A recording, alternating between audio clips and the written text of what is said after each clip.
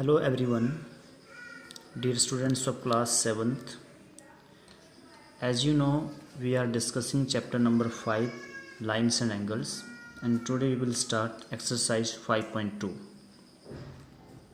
Okay, before it, we will understand some basic ideas about lines and angles. Okay, first of all, we have intersecting lines जैसे हमारे पास line M और line N given है, तो ये दोनों lines एक दूसरे को कट कर रही है किसी पॉइंट पर, तो हम इन लाइंस को कहेंगे कि line M intersects line L at point O. Okay, next हमारे पास आ जाता है ट्रांसवर्सल क्या होता है कि when a line cuts two lines to another lines, जैसे इस लाइन एल ने लाइन एम और लाइन एन को कट किया है, तो यहाँ पर लाइन एल क्या हो गया, एक ट्रांसवर्सल. राइट, अब हमें यहाँ पर कुछ इम्पोर्टेंट टॉपिक्स के बारे में डिस्कस करना है, जैसे angles made by a transversal. जब भी टू लाइन्स को एक थर्ड लाइन कट करती है, इंटरसेक्ट करती है टू डिस्टिंक्ट पॉइंट पर, तो हमारे पास वहाँ पर एंगल्स फॉर्म होते हैं. जैसे हमने यहाँ पर ऑलरेडी इनको नेम किया है, angle 1, angle 2, angle 3, angle 4, angle 5, angle 6, angle 7, angle 8. तो हमारे पास कुछ इंटीरियर एंगल्स बनते हैं जो लाइंस के अंदर वाले जो एंगल्स हैं, जो ट्रांसवर्सल इन लाइंस के साथ बना रहा है. ओके, कुछ हमारे पास बनते हैं एक्सटीरियर एंगल, जैसे angle 1, angle 2, angle 7, angle 8. Transversal बना रहा है ये angles with these two lines L and M.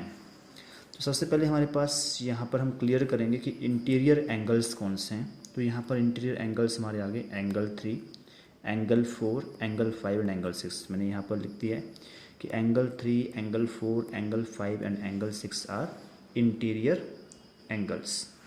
Okay, now फिर हमारे पास आते हैं एक्सटीरियर एंगल्स क्या, जो उन लाइंस के बाहर की साइड जो एंगल्स बने, angle 1, angle 2, angle 7 and angle 8.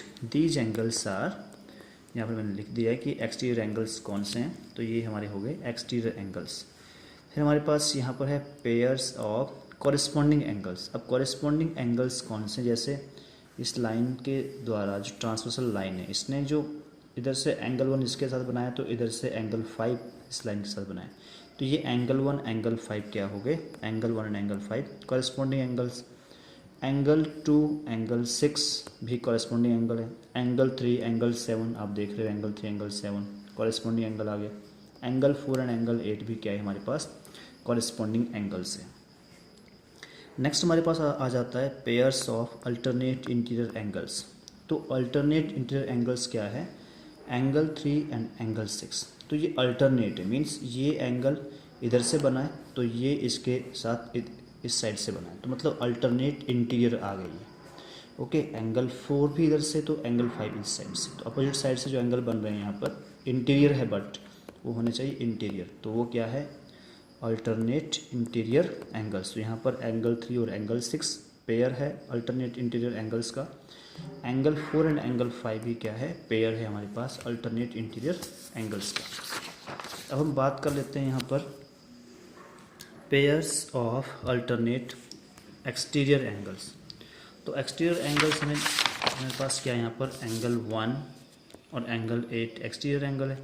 Angle 2 and angle 7 भी क्या है, एक्सटीरियर एंगल. तो हमारे पास यहाँ पर आ गया angle 1 and angle 8, angle 2 and angle 7.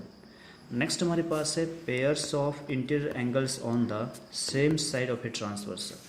जो same side of a transversal है और क्या है, वो इंटीरियर एंगल्स है. तो कौन से हमारे पास यहाँ पर है, एंगल 3 एंड एंगल 5 ट्रांसवर्सल के सेम साइड है इंटीरियर एंगल्स, तो angle 3 and angle 5, angle 4 and angle 6. तो मैंने यहाँ पर नोट कर दिया है कि angle 3 and angle 5, angle 4 and angle 6. अब हमारे पास कुछ इम्पोर्टेंट प्रॉपर्टीज़ है जिसे हमें याद रखना है कि if two parallel lines are cut, अगर हमारे पास लाइंस कैसी हैं, पैरेलल हैं, and they are cut by a transversal, और एक ट्रांसवर्सल उनको कट कर रहा है। तो each pair of corresponding angles are equal in measure, तो जो भी कॉरेस्पॉन्डिंग एंगल का पेयर होगा वो इक्वल मेजर का होगा, राइट। और इसका मतलब हम ऐसा भी, इसका कन्वर्स हम इस ढंग से भी कह सकते हैं कि हमें पता लगाना है कि लाइंस पैरेलल है या नहीं। तो हम क्या करेंगे, अगर हमारे पास कॉरेस्पॉन्डिंग एंगल्स इक्वल आते हैं तो हम कह सकते हैं कि लाइंस कैसी हैं, पैरेलल है। तो ये भी हमें चेक करने के लिए आ सकता है। तो आपने इस थ्योरम को दो तरीके से समझना है, ठीक है। कन्वर्स भी इसका मैं साथ साथ में बताने जा रहा हूँ। फिर हमारे पास नेक्स्ट है कि if two parallel lines are cut by a transversal, अगर पैरेलल लाइंस हमारे पास है, ठीक है, राइट, हमारे पास ये पैरेलल लाइंस जैसे आ गई, ये दोनों लाइंस पैरेलल है यहाँ पर, इनको मैं देता हूँ लाइन एल और लाइन एम, और एक ट्रांसवर्सल इनको कट कर रहा है, ट्रांसवर्सल को मैंने एल दे दिया। तो उस केस में जो अल्टरनेट इंटीरियर एंगल्स होंगे, मीन्स ये वाले जो एंगल्स होंगे और ये वाले जो एंगल्स होंगे वो क्या होंगे, इक्वल होंगे। मीन्स ये इसके इक्वल होगा और ये इसके इक्वल होगा, ठीक है। ये हम ऐसा भी कह सकते हैं कि अगर सिचुएशन हमें चेक करना है कि क्या ये दोनों लाइंस पैरेलल है या नहीं है, तो अगर हमारे पास अल्टरनेट इंटीरियर एंगल्स का पेयर इक्वल आता है तो it means L is parallel to M.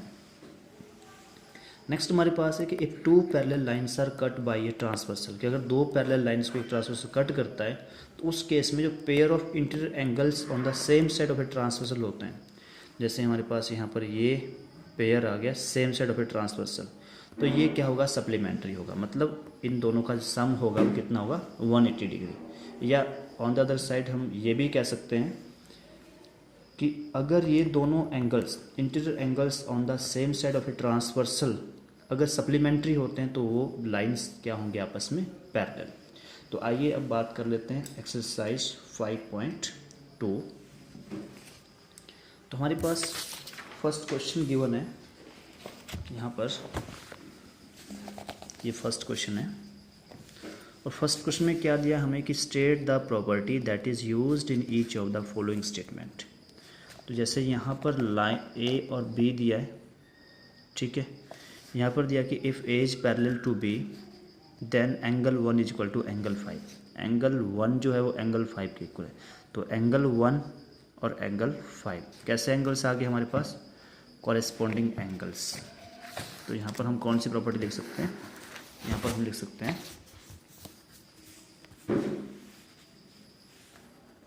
Question number 1 है हमारे पास, लिख सकते हैं यहाँ पर फर्स्ट वाले केस में if A is parallel to B, figure आपकी बुक में बना हुआ है, then angle 1 is equal to angle 5, यहाँ पर हम लिखेंगे कॉरेस्पॉन्डिंग, हमारे पास आ जाएगी कॉरेस्पॉन्डिंग एंगल प्रॉपर्टी। ओके, तो इस केस में हम लिखेंगे कॉरेस्पॉन्डिंग एंगल प्रॉपर्टी। ओके, जो सेकंड पार्ट है इसका, उसमें हमारे पास क्या दिया है आप देख सकते हैं कि angle 4 is equal to angle 6। Angle 4 जो है वो एंगल 6 के इक्वल दिया है। तो अल्टरनेट इंटीरियर एंगल्स थे ये, ठीक है। तो ए जो है वो बी के पैरेलल दिया है। लिख सकते हैं कि if angle 4 is equal to angle 6 then A is parallel to B. तो यहाँ पर कौन सी प्रॉपर्टी आ जाती है हमारे पास आ जाती है यहाँ पर alternate interior angle property. Okay, तो अल्टरनेट इंटीरियर एंगल प्रॉपर्टी आ गई हमारे पास।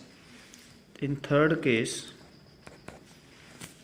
हमारे पास दिया कि if angle 4 plus angle 5, angle 4 plus angle 5 कितना है, 180 डिग्री, मीन्स सप्लीमेंट्री है। Then A is parallel to B, हम लिख लेते हैं पहले यहाँ पर थर्ड है if angle 4 plus angle 5, figure आपने ज़रूर बनाना है नोटबुक में, और आपकी बुक में दिया है figure. Then A is parallel to B, लिखते हैं, हम लिख सकते हैं यहाँ पर interior angles on the same side of a transversal और क्या होते हैं भाई, सप्लीमेंट्री। तो आपने इस ढंग से क्वेश्चन सॉल्व करना है। तो आपका क्वेश्चन 1 सॉल्व हो गया। फिगर आपने नोटबुक में जरूर बनाना है। Now next is question number 2। तो क्वेश्चन नंबर 2 में हमारे पास क्या है, इन the adjoining figure identify the pairs of corresponding angles, the pairs of alternate interior angles, the pairs of interior angles on the same side of a transversal, the vertically opposite angles. तो बहुत ही अच्छा question है ये, यहाँ से आपको बहुत सारा नॉलेज क्लियर हो जाएगा।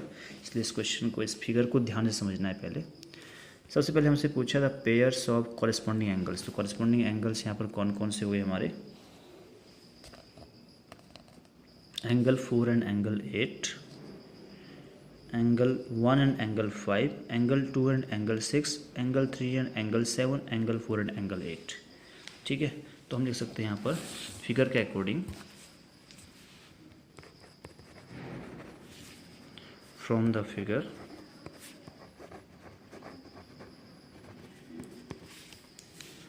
First question, pairs of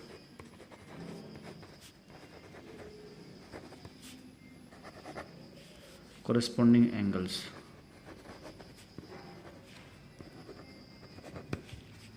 pairs of corresponding angles हमारे पास आ जाएंगे angle 1 and angle 5, angle 2 and angle 6, angle 3 and angle 7, और हम लास्ट पेयर हमारे पास बचेगा एंगल 4 एंड एंगल 8। आप देख सकते हो एक बार फिर से figure, angle 1 and angle 5, angle 2 and angle 6, angle 4 and angle 8, angle 3 and angle 7। Okay, next part हमारे पास हमसे पूछा है second part, the pairs of alternate interior angles, the pairs of alternate interior angles. Okay, तो alternate interior angles हमारे पास कौन से बनते हैं यहाँ पर, angle 2 and angle 8, angle 3 and angle 5।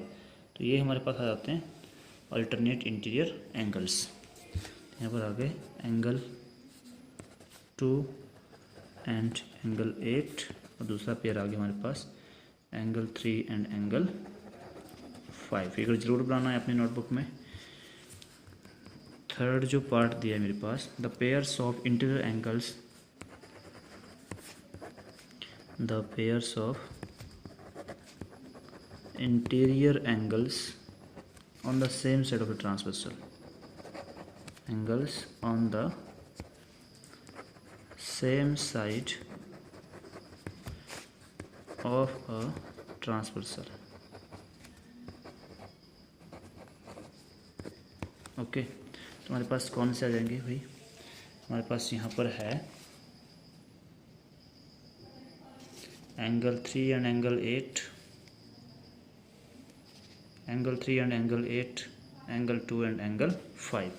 तो सेम साइड बन रहे हैं एंगल 3 एंड एंगल 8, और दूसरा पेयर बन जाएगा एंगल 2 एंड एंगल 5। लास्ट जो फोर्थ पार्ट हमसे पूछा है वो फोर्थ पार्ट है the vertically opposite angles, the vertically opposite angles.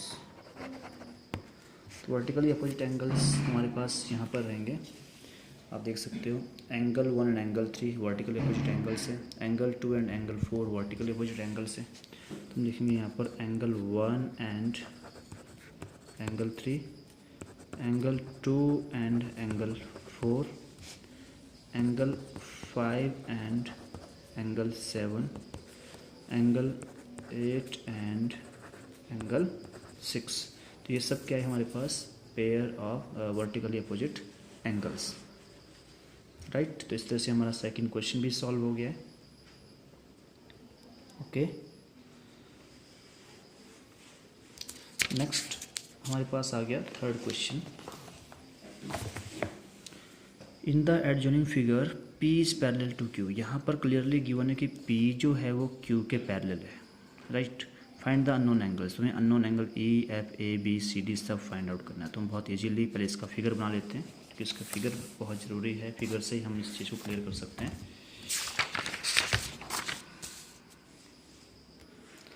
Question third का फिगर हम बना चुके हैं। ओके, ये रहा क्वेश्चन नंबर थर्ड का फिगर हमारे पास। इसमें हम क्या करेंगे, P और Q क्या है, parallel. Given P is parallel to Q। Okay, तो यहाँ पर जो है वो एंगल D किसके इक्वल होगा, 125। सबसे पहली बात हम एंगल D निकाल सकते हैं। ओके, तो एंगल को भी कॉरेस्पॉन्डिंग एंगल है, देखो इसको ध्यान से देखो, ये वाला जो एंगल है वो एंगल D के इक्वल होगा। तो D का वैल्यू कितना आ गया, 125 डिग्री। क्योंकि हमारे पास क्या है, since P is parallel to Q then corresponding angles क्या होते हैं, इक्वल। हमने पढ़ा था कॉरेस्पॉन्डिंग एंगल्स आर, ये एंगल है ये एस है, एंगल्स आर इक्वल। ओके, तो हमने ये कंसेप्ट यहाँ पे यूज़ किया था। D इज इक्वल टू कितना आ गया, 125 डिग्री। अब हम इसको देखते हैं यहाँ पर। अब A जो है वो A के इक्वल है, तो हम पहले क्या करते हैं, ये एक रे है और ये एक लाइन है, तो रे पर हम कह सकते हैं also 125 degree plus A will be equal to 180 degree. और ये मेरे पास क्या आ जाएगा, लीनियर पेयर। ये मेरे पास आ जाएगा लीनियर पेयर एक्सियोम से हम कह सकते हैं। तो यहाँ से मैं E का वैल्यू कैलकुलेट कर लूँगा, 180 डिग्री माइनस 125 डिग्री, और मेरे पास फाइनली E का वैल्यू आ जाएगा 5 और 55।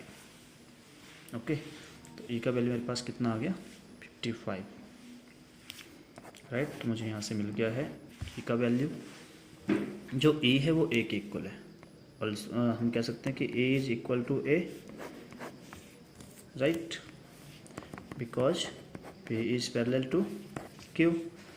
तो इट इम्प्लाइज दैट कि A की वैल्यू मेरे पास कितनी आ गई, A की वैल्यू मेरे पास आ गई, A की वैल्यू कितनी है मेरे पास, जो A की वैल्यू है दैट इज़ 55 डिग्री। तो हम ये A की वैल्यू निकाल चुके हैं। अब मेरे पास A की वैल्यू आ गई। अब जो ये वाला एंगल है मेरे पास, ये वाला जो एंगल है इसको मैं EFG एंगल मान लेता हूँ। तो एंगल G का वैल्यू किसके इक्वल होगा, 125 होगा, क्योंकि ठीक है, let angle G is equal to कितना है, वो 125 डिग्री के इक्वल होगा। ठीक है, तो जो एंगल G का वैल्यू वही एंगल B का वैल्यू होगा। तो B का जो वैल्यू आएगा वो किसके इक्वल आएगा, या वैसे मुझे इसकी ज़रूरत नहीं है, इसको हम छोड़ सकते हैं, लेट करने की नीड नहीं। जब ये एंगल इसके इक्वल, तो ये वर्टिकल अपोजिट एंगल है। ओके, तो मैं यहाँ पर लगा सकता हूँ जो B है it is equal to D, vertical opposite angles. तो मैं इसका वैल्यू तो निकाल ही चुका हूँ ऑलमोस्ट, राइट। तो B का वैल्यू किसके इक्वल आ जाएगा, जो D का वैल्यू 125, तो B का वैल्यू भी आ गया 125 डिग्री। ओके, V का वैल्यू कितना गया, 125 डिग्री। और A जो है वो किसके, E किसके इक्वल है, E is equal to F, क्योंकि वर्टिकल अपोजिट एंगल का कंसेप्ट आ गया यहाँ पे। तो E is equal to F। तो E का वैल्यू मेरे पास कितना है, E का वैल्यू मेरे पास है 55 डिग्री। तो F का वैल्यू कितना आ गया मेरे पास, 55 डिग्री। तो मेरे पास F की वैल्यू भी आ गई। तो मैंने अल्टीमेटली A का वैल्यू भी निकाल लिया है, B का वैल्यू भी निकाल लिया है, C का वैल्यू मुझे निकालना है। तो C किसके इक्वल है, A के इक्वल है C भी। C is equal to A, क्योंकि वर्टिकल अपोजिट एंगल्स है हमारे पास। तो C किसके इक्वल है, A का वैल्यू कितना है मेरे पास 55, तो C का वैल्यू भी कितना आ गया 55 डिग्री, राइट। तो बस मुझे 2 वैल्यू से मैंने सारी वैल्यूज़ कैलकुलेट कर ली है। ए का वैल्यू आ गया, बी का आ गया, सी का आ गया, डी का वैल्यू हम निकाल चुके हैं ऑलरेडी, राइट। और ई का वैल्यू भी हम कैलकुलेट कर चुके हैं। तो एफ़ का वैल्यू भी हम निकाल चुके हैं। एफ़ का वैल्यू कितना है, 55 डिग्री। तो हम लास्ट में लिख सकते हैं hence A is equal to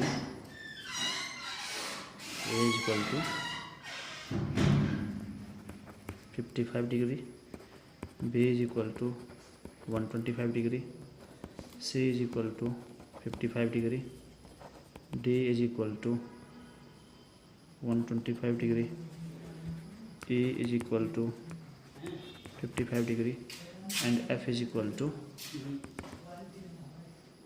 55 degree. F का वैल्यू कितना आएगा, जितना ए का वैल्यू।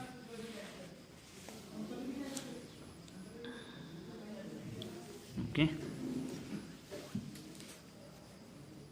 तो ये हमने यहाँ पर सभी वैल्यूज कैलकुलेट कर लिए। आपने इस क्वेश्चन को बड़ा ध्यान से देखना है। यहाँ पर सिंपल शॉर्टकट हो सकता है कि हमें यहाँ पर क्या करना है, ई कैलकुलेट करना है और इन दोनों की हेल्प से हम वर्टिकल एंगल का कंसेप्ट अप्लाई करके और कॉरेस्पॉन्डिंग एंगल का कंसेप्ट अप्लाई करके हम सभी अननोन्स की वैल्यू फाइंड आउट कर सकते हैं। तो ये था हमारा third question. Okay dear students, remaining questions of this exercise we will discuss in our next lecture. तब तक आप यहाँ तक क्वेश्चन नंबर 3 तक सभी क्वेश्चंस को अच्छे से सॉल्व करें, अच्छे से समझें, और कहीं पर अगर डाउट होता है तो आप मुझे व्हाट्सएप पर पूछ सकते हैं। Okay, so complete till question number 3। That's all.